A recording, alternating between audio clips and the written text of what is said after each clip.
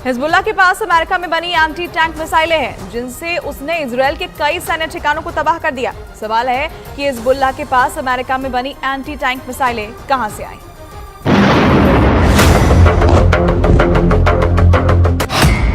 इसके बाद टारगेट बना इजरायल का अड्डा नंबर 2।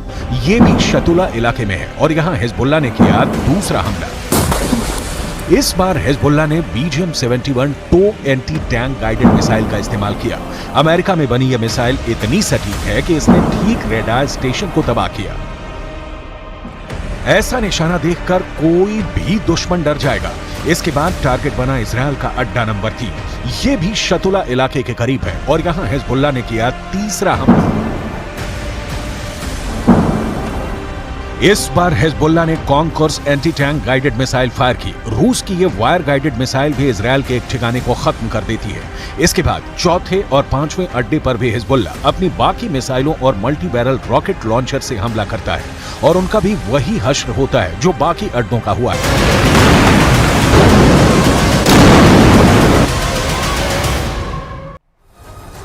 हिजबुल्लाह और हमास का हमदर्द ईरान है, इसलिए जब गाजा में हमास और लेबनान में हिजबुल्लाह पर इजरायल जवाबी कार्रवाई हमले कर रहा है, तब ईरान को बहुत दर्द हो रहा है। ईरान के विदेश मंत्री हुसैन अमीर अब्दुल्लाहियान ने कहा है कि अगर इजरायल ने गाजा पर बमबारी नहीं रोकी तो हिजबुल्लाह ने ऐसी तैयारी की हुई है कि इजरायल में जलजला आ जाएगा। हिजबुल्लाह का दावा है कि इन हमलों में इजरायल को भारी नुकसान हुआ है और उसके कई सैनिक भी मारे गए हैं।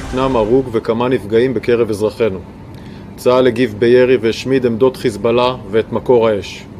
כמו כן, בוצע ירי למוצב צבאי, אין נפגעים, גם שם צה"ל הגיב באש לעבר מקורות הירי.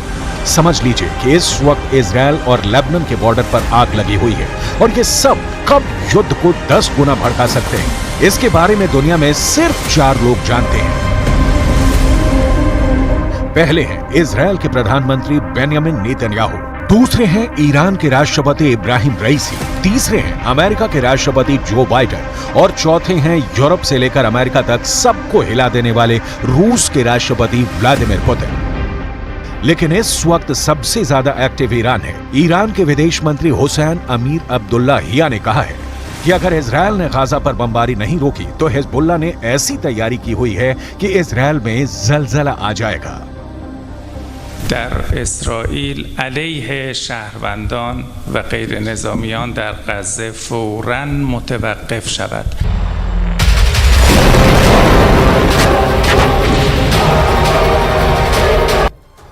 गाजा की सीमा के अंदर घुसने से पहले इजरायल ने अपना स्तरोज शहर खाली करा लिया है। अब वहां गिनती के ही लोग बचे हैं। स्तरोज शहर गाजा की सीमा से महज 840 मीटर की दूरी पर बसा है, इसलिए इस शहर पर हमास के हमले का खतरा सबसे ज्यादा है। सरकार की अपील पर लोगों ने घर खाली कर दिए हैं। इस शहर में जाकर हालात का जायजा लिया हमारे सहयोगी नीरज ने। इजराइल और हमास के बीच युद्ध का 10वां दिन है और सबसे अहम बात यह है कि जो दक्षिणी शहर हैं उन पर लगातार हमला जारी है। जो दक्षिणी शहर हैं इजराइल के, उन पर हमास की तरफ से रॉकेट लगातार छोड़े जा रहे हैं। जेरौत में इस वक्त हम लोग हैं, पहले भी यहाँ आ चुके हैं, लेकिन दोबारा आने का मकसद ये है कि ज्यादातर लोग शहर छोड़कर जा चुके हैं सेंट्रल इजराइल में, यानी उस हिस्से में जा चुके जो थोड़ा सुरक्षित है। इजराइल के दक्षिणी शहरों में बहुत भय है, आतंक है। जेरौत में दूसरी बार इस वक्त हमें आए हैं और इसलिए आए हैं कि हमें पता चला कि यहाँ के लोगों को शहर से दूसरे शहरों में जाने को कहा गया है, क्योंकि गाजा में एक बड़ा स्ट्राइक करने वाला है इजराइल। जेरौत से महज कुछ किलोमीटर भी नहीं, कुछ सीमा है जो 840 मीटर की दूरी पर है गाजा से। जेरौत पर भी हमास के आतंकियों ने हमला किया था। सिर्फ हमें इतना मिली, एक ऐसी महिला जो सड़क पे मिल गई और उन्होंने कहा कि वो शहर छोड़ के नहीं जाएंगी। 90-95% लोग जेरौत शहर को छोड़ के भाग गए हैं। दक्षिण का सबसे करीबी शहर जेरौत गाजा से, और जेरौत में हमने बताया कि दूसरी बार हम पहुंचे। दूसरी बार इसलिए पहुंचे हैं कि अब ये घोस्ट सिटी ही नहीं है, घरों के अंदर भी कोई नहीं है। पहले लोग अपने घरों के अंदर थे, लेकिन यहाँ अब आपको सिर्फ आर्मी के लोग इधर देखिए, इस तरफ हमारी तरफ देखिए, इधर आपको आर्मी के लोग दिखेंगे। घरों के अंदर कोई नहीं। ये तो मार्केट एरिया है जहाँ से हम गुजर रहे हैं। 90% से ज्यादा लोग, शायद 95% लोग भी इस शहर से जा चुके हैं दक्षिणी भाग में। यानी इजराइल के दक्षिणी भाग में। कुछ लोग जेरूसलम गए हैं, एलियात गए हैं, तेल अवीव गए हैं। और ये आप पुलिस स्टेशन है, जब 7 अक्टूबर को हमला किया था हमास के लड़ाकों ने, आतंकियों ने, तब यहीं हमला किया था। इस स्टोरी को हम पहले भी बता चुके, लेकिन इन घरों में कोई नहीं है। इजराइल के सरोड शहर से अभी भी कुछ लोग नहीं गए हैं और ये लोग जाएंगे भी नहीं। इनका कहना है कि वो अपना शहर, अपना घर छोड़कर कहीं नहीं जाएंगे। इस शहर की एक महिला ने न्यूज़ 18 से खास बातचीत में कहा कि वो इसी शहर में पैदा हुई हैं, इसलिए वो अपना शहर छोड़कर कहीं नहीं जाएंगी। What's your name, ma'am? My name is Edna. Edna. Most of the people left this city. Yes, of course. Why are you here? You are not scared? I prefer to be here. Yeah, You are not scared. I'm not scared. Everyone's a hero. So I'm So, here. other than you, any people in this city, in any house? Yes, I think yes. So most of the people left this city? Yes, most of the people live here Why are you not leaving this city? because I'm hero. You are hero. Yeah. I don't want. I want to live here. For what? But I Hamas. love my home. I born here in Israel. उधर Gaza में Israel के हमले के बीच America के राष्ट्रपति Joe Biden ने फिलिस्तीन के राष्ट्रपति महमूद अब्बास से बात की। इस दौरान उन्होंने उनसे हमास के हमले की निंदा की और साफ कह दिया कि हमास फिलिस्तीन के लोगों का भला नहीं चाहता। अमेरिका की मीडिया के मुताबिक बाइडेन ने महमूद अब्बास के साथ बातचीत में इजराइल पर हमास के क्रूर हमलों की निंदा की, साथ ही गाजा में फिलिस्तीन के लोगों की मदद का भरोसा भी दिया। बाइडेन ने इजराइल के प्रधानमंत्री से भी बातचीत कर उन्हें अमेरिका से भेजी जाने वाली मदद के बारे में बताया। अमेरिका पहले ही साफ कह चुका है कि वो अपने दोस्त इजराइल की हर तरीके से मदद करेगा ताकि हमास का खात्मा किया जा सके। इसी कड़ी में अमेरिका के जंगी जहाज इजराइल पहुंच चुके हैं, जो इजराइल के दुश्मनों पर हमले के लिए बिल्कुल तैयार हैं। हमास और इजराइल के जंग के बीच जॉर्डन के राजा अब्दुल्ला ने लंदन में ब्रिटेन के प्रधानमंत्री ऋषि सुनक से मुलाकात की। बताया गया कि दोनों नेताओं के बीच इजराइल की सेना के गाजा पर हमले को लेकर बातचीत हुई, जिसमें जॉर्डन के राजा अब्दुल्ला ने ऋषि सुनक को गाजा में मौजूद हालात के बारे में जानकारी दी। इस दौरान उन्होंने गाजा पर इजराइल के हमले की निंदा की। जॉर्डन के राजा अब्दुल्ला ने इस बात की आशंका जताई कि फिलिस्तीनियों के गाजा छोड़ने के इजराइल के आदेश से वहां तनाव और ज्यादा बढ़ेगा। हमास ने 7 अक्टूबर को इजराइल पर हमला किया था, जिसके बाद से इजराइल की सेना गाजा में कहर ढा रही है। हालांकि हमास के हमले के बाद फिलिस्तीन के समर्थन में जॉर्डन उसके साथ खड़ा है, जबकि ब्रिटेन और अमेरिका जैसे देश इजराइल का साथ दे रहे हैं। मगर इसके बावजूद जॉर्डन के राजा ने ऋषि सुनक से मुलाकात की ताकि गाजा में शांति दोबारा कायम की जा सके। इजराइल में हमास के हमलों में सिर्फ इजराइल के ही लोगों की जान नहीं गई, बल्कि कई दूसरे देशों के नागरिकों को भी अपनी जान से हाथ धोना पड़ा। फ्रांस के विदेश मंत्री के मुताबिक हमास के हमले में उनके देश के करीब 20 लोगों की मौत हुई, जिसका मतलब ये कि हमास के लड़ाकों को इजराइल में जो भी मिला उन्होंने उसे मौत की नींद सुला दिया। 7 अक्टूबर को इजराइल पर हथियारों से लैस हमास के लड़ाके घुस गए थे, जिसके बाद उन्होंने वहां ऐसा कहर ढाया कि इजराइल के लोग घरों में छिपने के लिए मजबूर हो गए। लेकिन इसके बावजूद हमास के लड़ाकों के हमले में 1400 से ज्यादा इजरायली लोगों की जान चली गई। हमास के लड़ाकों ने हमला करने के साथ ही इजराइल के 150 से ज्यादा लोगों को बंधक बनाने का दावा किया, लेकिन बाद में बंधकों में अमेरिका, ब्रिटेन और फ्रांस के नागरिकों के भी होने की आशंका जताई गई। लेकिन अब फ्रांस की विदेश मंत्री ने जानकारी दी कि इजराइल में उसके 19 लोगों की मौत हुई।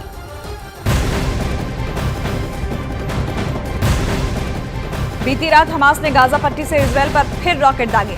रात के अंधेरे में हमास ने इजराइल पर रॉकेट से हमला किया, लेकिन हमास का एक भी रॉकेट इजराइल की जमीन पर नहीं पहुंचा। इजराइल के एयर डिफेंस सिस्टम आयरन डोम ने हमास के रॉकेट को हवा में ही मार गिराया। रात 12 बजे हमास ने इजराइल पर रॉकेट दागे। 10 दिन इस युद्ध को हो चुके हैं, लेकिन दोनों ही तरफ से अभी भी जो अटैक है वो रुका नहीं है। आपको बता दें कि गाजा की तरफ से ये स्ट्राइक की गई, हमास के आतंकियों ने ये स्ट्राइक की, लेकिन इजराइल के एयर डिफेंस सिस्टम ने इन सभी रॉकेट्स को हवा में ही मार गिराया।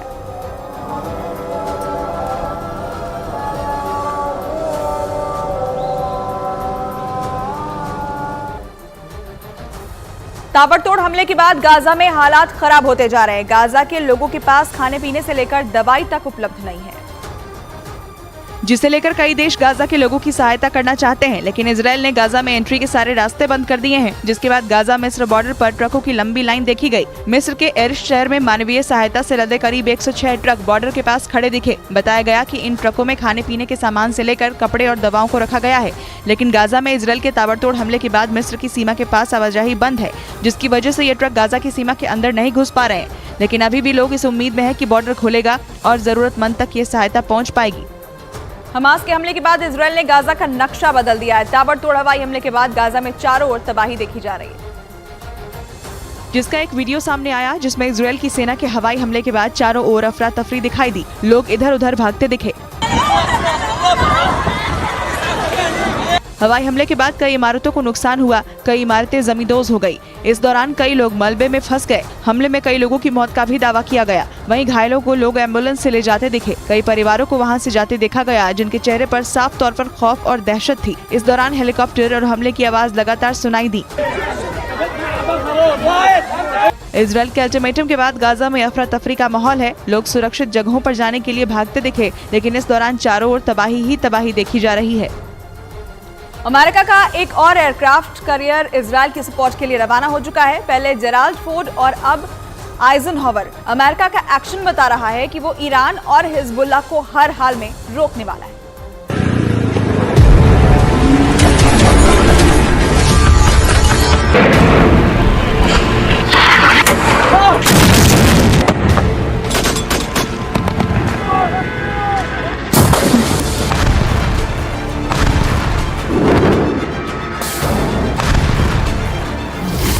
इजरायल का इरादा बिल्कुल क्लियर है, हमास के हर आतंकी का नाश। ईरान का इरादा बिल्कुल क्लियर है, हमास के खात्मे को बचाने के लिए युद्ध में कूदना है। अमेरिका का इरादा बिल्कुल क्लियर है, इजरायल को हिजबुल्लाह से, हमास से और सबसे बड़े दुश्मन ईरान से बचाना है।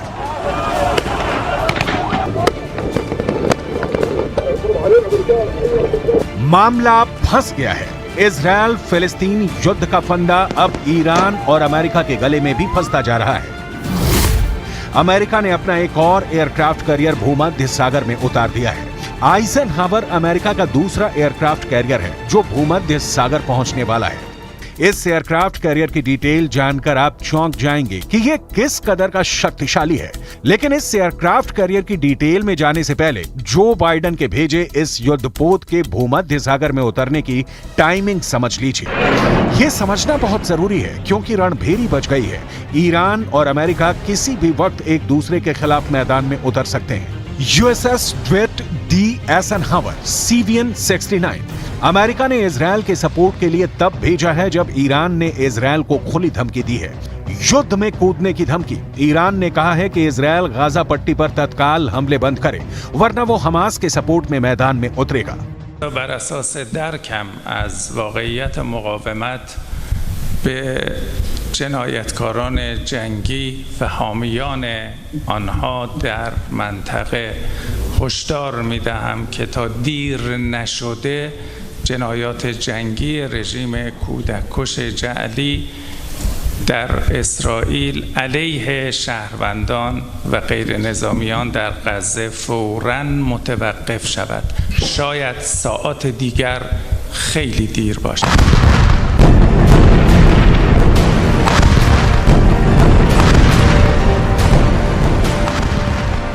लेबनान में हिजबुल्लाह को ईरान का समर्थन हासिल है और यही हिजबुल्लाह जब गाजा पट्टी से हमास ने इजरायल पर हमला किया तो दूसरी ओर से इसने भी इजरायल के खिलाफ रॉकेट दागने शुरू कर दिए।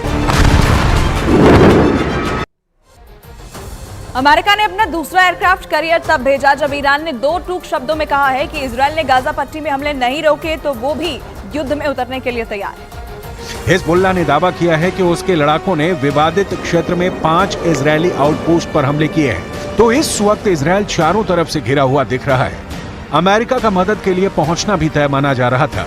आपको आगे दिखाएंगे कि इजरायल के सपोर्ट में अमेरिका ने सिर्फ समंदर में युद्धपोत नहीं उतारे हैं, बल्कि आसमान में भी पहरा कैसे सख्त कर दिया है। लेकिन उससे पहले ईरान के विदेश मंत्री का एक और वक्तव्य सुन लीजिए, क्योंकि ईरान क्या करने जा रहा है। دریافتم که با توجه به سناریوهای در مقابل حزب الله هر گونه اقدامی یک زلزله بزرگ علیه صهیونیست‌ها خواهد بود. ईरान की इसी बोली वाणी का रिएक्शन भूमध्य सागर में दिख रहा है जब अमेरिका के 2 एयरक्राफ्ट कैरियर इजरायल के खिलाफ किसी भी हमले का मुंह तोड़ जवाब देने के लिए लगभग तैयार खड़े हैं। जेराल्ड फोर्ड पहुंच चुका है और आइजनहावर पहुंच रहा है। आइजनहावर स्ट्राइक किस्म का युद्धपोत है जो परमाणु हथियार, अत्याधुनिक फाइटर जेट और रेडार सिस्टम से लैस है। अमेरिका की इसके जरिए हिजबुल्लाह या ईरान को चेताने की कोशिश है।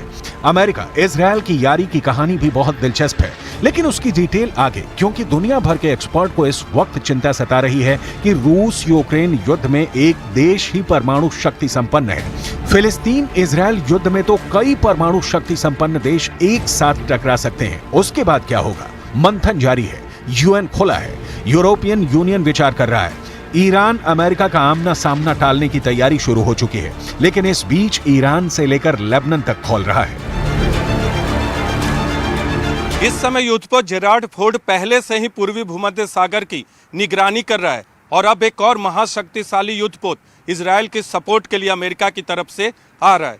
अमेरिका को भी यह स्पष्ट हो चुका है कि अगर इजरायल के पक्ष में खड़े नहीं हुए तो ईरान हमास और हिजबुल्लाह के बल पे इजरायल को कमजोर कर सकता है। अमेरिका ने भूमध्य सागर